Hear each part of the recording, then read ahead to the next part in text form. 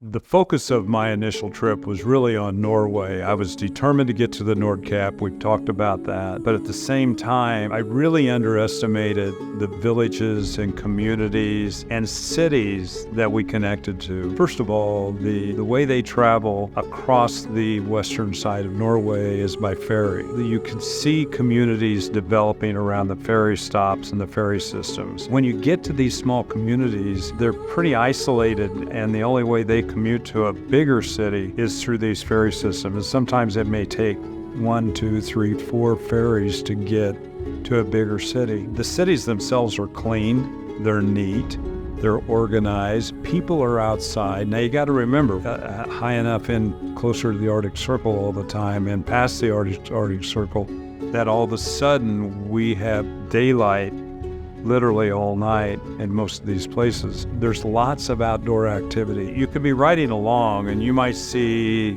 the Alps in the distance, but all of a sudden you're in the Alps. They're shooting up right beside you, or you might have a stream that's coming down with so much force and a waterfall. You didn't even predict this waterfall, but but the power to that water and the beauty of those mountains are just unbelievable, but it's pretty special. Now, when you get to Norway, it's so phenomenal because you see green pastures, you see these rugged granite mountains. It goes every mile all the way. And then you connect that to the archipelago, the Lofoten Islands, and you're going, oh my gosh, could this be the most heavenly place on Earth? And I think that's probably the case.